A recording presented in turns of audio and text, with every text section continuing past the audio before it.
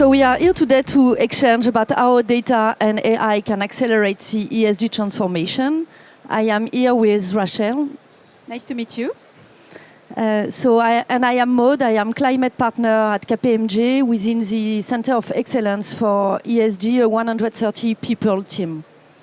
And I'm Rachel Delacour. I'm the CEO and co-founder of Sweep. And Sweep is a data management platform which is helping companies actually to streamline their ESG and carbon data in one single place. And we are helping companies to make better decisions out of their data for a data-driven transition. Thank you, Rachel. Today we'll spend 20 minutes. We'll exchange. Our exchange will be in three parts. The first part we will re-explain why that data is key. The second part will be about the best practices in the companies to implement data platform. And the third part will be how AI will enhance the transformation of ESG. So let's start with a few reminders of why data is key. I'll start with three examples to illustrate that. The first one, I was attending an ExCo meeting with one of my clients, and the objective of the meeting was that each manager had to share its environmental plan. But unfortunately, none of this plan was based on data. So we spent the 31st minutes discussing about how to reduce the number of emails that they were sending each other. And then at some point, someone from data had the opportunity to speak. And he said, but this is only 0.1% of your emissions. So the first thing is, if you don't get the right data, you don't know what problems you should be tackling. So this is very important. The second example I'd like to share, also with one of my clients, is how the importance of choosing the right data. For example, in aluminium, typically a ton of aluminium to be produced emits 16 tons of CO2 equivalent, so 60 tons of greenhouse gases. But then, if you produce it with coal, your aluminium emits 20 tons of CO2. But if you produce it with green energy, such as hydroelectricity, it will emit only 5 tons of CO2. And the best case, if you take recycled aluminium produced with green energy, it will emit only 0.5 tons. So depending on the data that you use, that you put on your platform, the difference is multiplication by 40, as you could see. So this is, and this example is really, I mean, don't underestimate the importance of the data you choose. And the last thing, if maybe you're not yet convinced that data is a topic in ESG and in climate, with the CSRD, the game is changing. It is changing because now all of your data will be analyzed, audited by financial auditors. We approximately believe that the CSRD will require 7 more times of audit than previous sustainability report. Because there is more data, right? But also because the audit protocols are stricter. So from now on, the level of expectation from the data in ESG is the same than in finance. And it will radically change the accuracy that is expected. So, yeah, and to second you, Maud, you know, at Sweep we've built this platform to make sure that we were helping the biggest agent of change, of change. They are mostly upmarket. We are talking about large corporates here, and of course they have, if they want to be absolutely granular to make the best business plan, you know, to transition the best way, they have to embrace, they have to collect, they have to measure precisely what they have within their information systems, okay, within what the flux in and out from a data standpoint they have in their company. They have also this difficulty to, because they are accountable of their scope 3, so they have this network problem that they have to absolutely, you know, cover in the way they are building their business plan, okay, the way they are transitioning. So when you are making you know, that kind of project at a large scale for a large account, you need to have a one single place where you are able to collect precisely the data. Going in all the information systems, because in all the pixels, you know, reside the carbon equivalent. So to make sure that companies are able to get access, to get all that data in a very precise way, they have to make sure they are able to collect even millions or billions of rows of data, or maybe even more.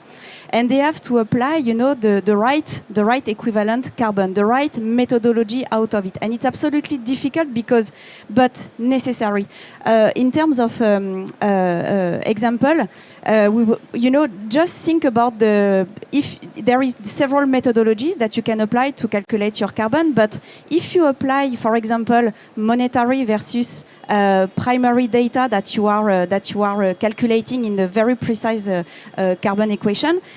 When you are going to a grocery, you have two baskets, okay, of $50 each. One is full of meat, one is full of vegetables. If you are, you know, making estimates, you know, and working with the quickest way, you know, quick win to get your carbon footprint, you will use estimates, and you will have for both $50, you know, baskets, the same equivalent in terms of carbon. While if you are going deep, if you are going at the pixel level, if you are going at what's within the basket that you are buying, you will see that the carbon footprint is absolutely not the same. So it's just an example to show you how companies must deep dive in all the business activity data they have to make sure they are super precise, to make sure they are really driving the change, driving behaviors within their value chain. Also, you know, to make better decisions to change, you know, and to transition. So, you know, but the good news is that you already have the data. You have those data. So many companies are telling me, Rachel, we just don't know where to start. We don't have the data. Of course, you have the data. You have the data in your information systems. Everything that is your company is actually emitting carbon, but there is a way to get. You already have this information. Now it's a matter of transforming all this, you know. And how do we do with our value chain? Yeah, digital technologies, and we are not alone, is being organized to make sure that we are using digital to connect the dots, to make sure that your information systems as a company are also connected to other information systems within your value chain, and that you are able to get all those data collected, processed, measured, automated, okay, so that you can do this exercise not only on a yearly basis, because this is what's happening today, you know. Okay, during 2 months there is a small team that is, that is locked in a room. Okay, we work on Excel sheets, etc. No, this is not scalable, and you will have to do that exercise, next year. So you have to organize also the technology in your big, in your large climate strategy, sustainability strategy. You must have a tech strategy. In your large climate strategy, you must have that tech strategy. If you don't have this, good luck. So let's continue, and this will be also our second part. So how are we going to implement this data platform, and what's the process? If we start, let's say that some of you are today starting their data strategy in terms of ESG. Where shall you start? So to me, and on this, but I think we are in line with this.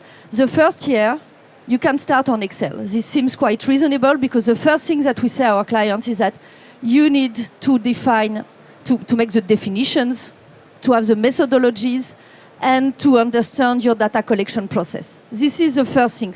What data do you want to collect, and how do you define it precisely?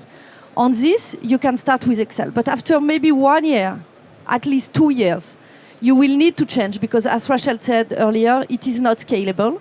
This is the first thing. And you will to work on the accuracy of data and on the replicability of the system. And so this is the moment on which you need to think of a platform and on choosing the right platform, because a few exist. What we see here, unfortunately, is that most of our clients,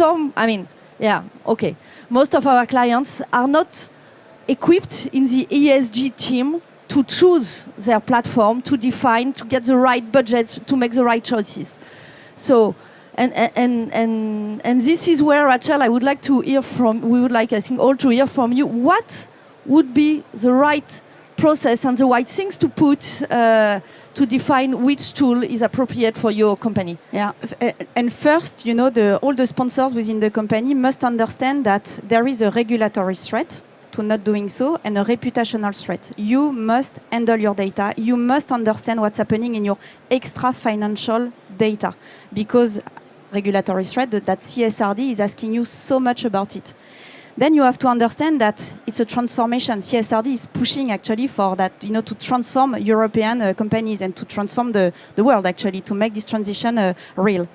So it's that transversal governance. Everyone must be involved. We are not talking here about just the CSR team, having on its shoulder the whole, the role responsibility to transition the company and to organize all that data stacks, etc. You have to talk with you need a governance with CFOs, with procurements, with CSR, of course, with CEOs involved, with IT, of course, because it's a data project and it's a network project, okay, in the end. So companies must realize that they have to put all those persons around the table. When it's done, they all have to understand that, by the way, it's a data project first, okay? And they have to understand where are the informations they want to connect. They have to understand that for regulatory purpose, they will have to access quantitative data, qualitative data as well. So they have to make that kind of, before talking about double materiality or else, there is a data gap, okay, for any ESG project. They have to understand, okay, what's missing, what they need actually to gather in all their information systems, what's important in their value chain, okay, to get, and understanding that it will be a huge volume of information. They have to understand as well that what has been asked during the last 3 decades for financial guys, to harmonize everything regarding reporting, they were staffed. There is cost controllers, there is internal auditors, etc., etc. It's super well organized. Yeah, it's been 3 decades that companies are organizing themselves. Now, in less than 3 years, companies are asked to do the same on extra financial, to get the same level of accuracy, reliability, and proposed transition plan in a very, very short amount of time. And yes, it's difficult. But I know that we are all creative under constraints.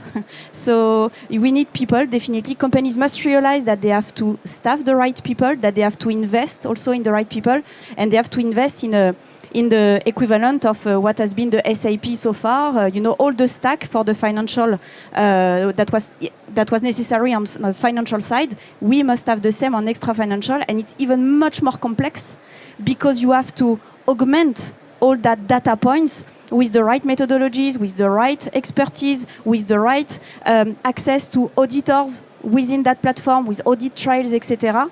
And it can be massively complex. The good news is that technology is here to help. Digital is here to orchestrate the collective climate action at scale, is here to be a fantastic differentiator. I've heard even a large US company telling me, Rachel, we won't give up with sustainability because sustainability is a differentiator. Okay, super, finally. But what I mean is that you have to embrace what's happening, you have to organize yourself, and you have to understand that it's a data and a network problem that you can solve with technology. Thank you, Rachel. And then let's keep a few minutes to see how AI is already integrated in ESG, and if and how you believe that it can change the game. So we are already using AI in KPMG, and you can go and see this experience just on your right here.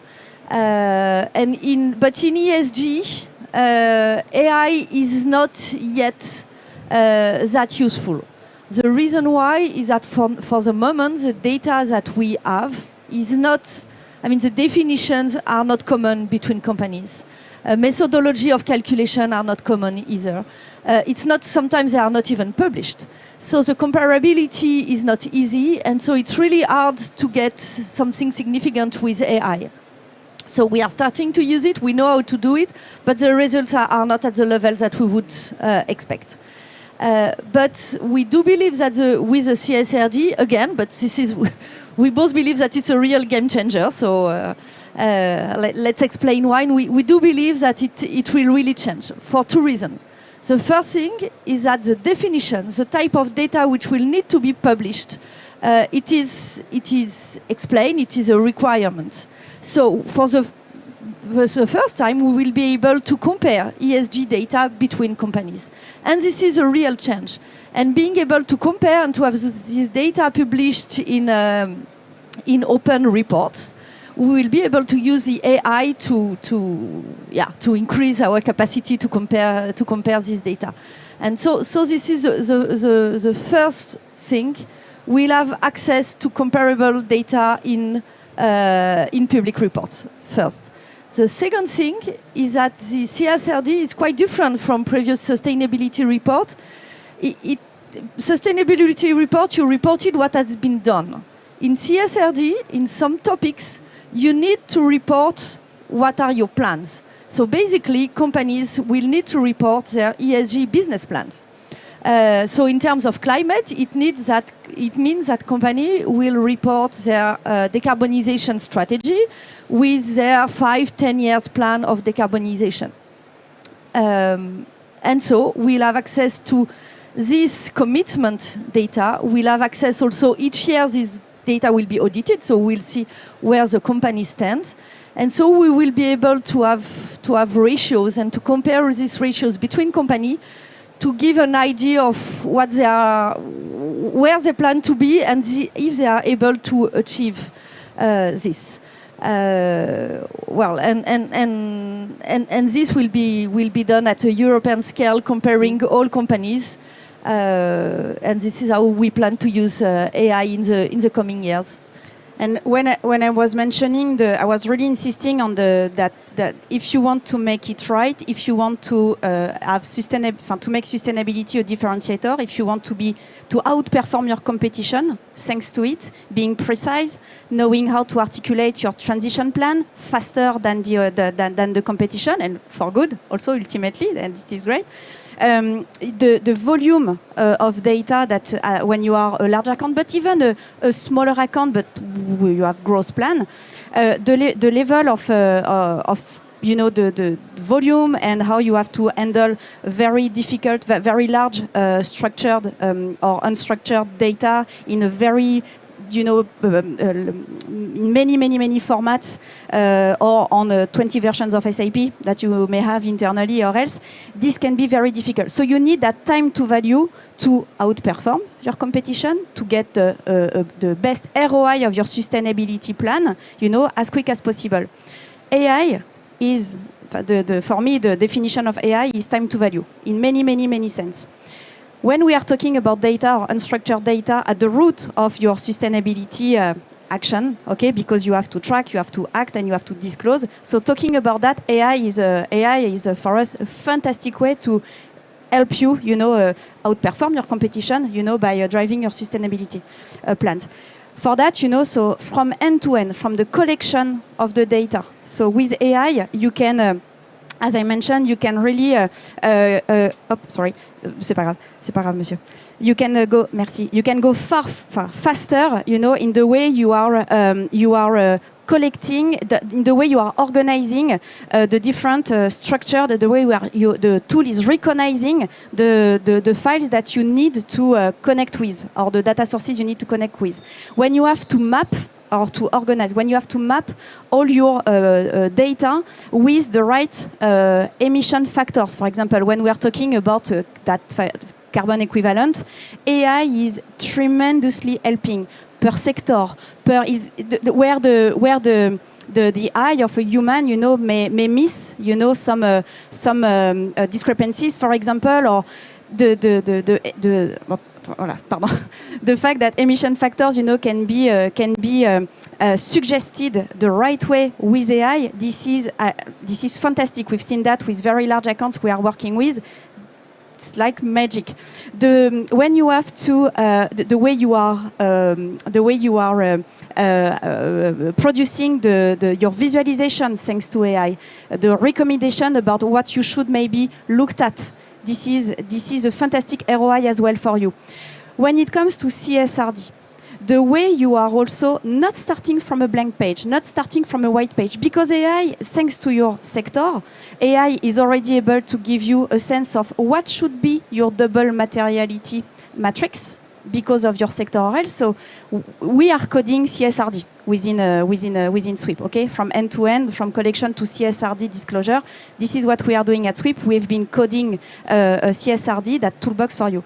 When it comes to the disclosure through reports within Sweep, the AI is helping to give you a sense of how should be structured that report, what should be said in this part of this ESRS, for example, what should be said, and it's really helping you to be driven in the way you are populating all those reports.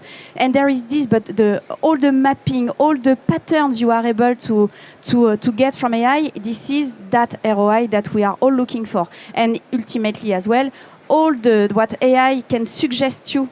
Because all your competition maybe, or what from public information, but what has been done to help that part of the sector transition, what are the best practices, this is helping, this is engaging actually all your collaborators to, okay, I get intelligence, I can opt out from all this, definitely. We are in Europe, you have to opt out, from AI, but what I mean is the think about why you are transitioning. It's because it's your mandate here. You are paid to help your company last forever.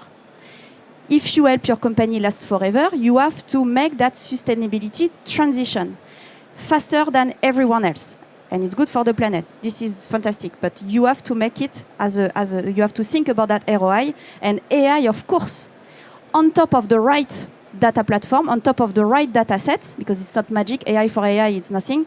But on top of that, it's helping you to go faster.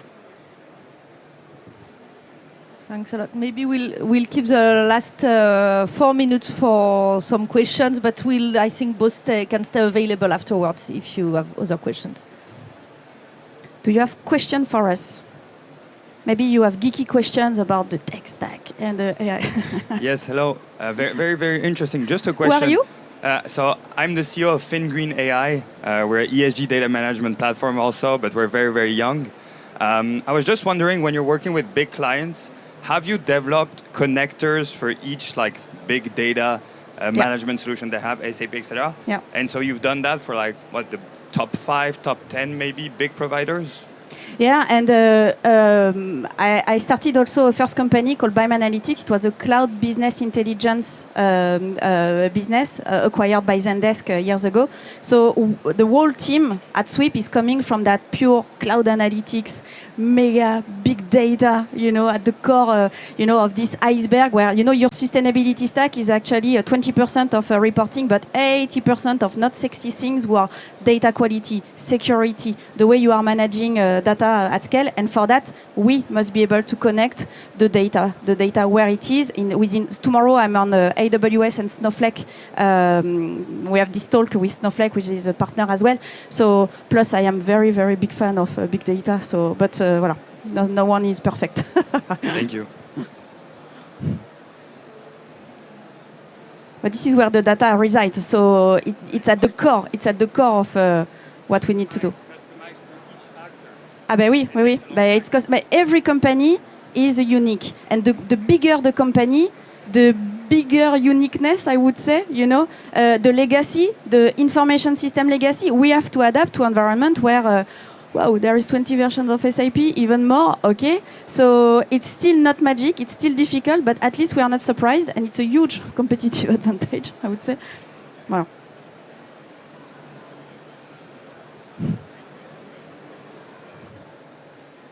But it's your mandate to all of you. You are paid for that. You are paid to help your company last forever. Period. So you must. You are accountable for the sustainability of your company, or your company won't be able to pay you in the last 10 years, in the next 10 years coming. Thank you for this bit of Thank pressure to launch a day. Voilà, good luck. Of course, totally agreed. Okay, thank you everyone.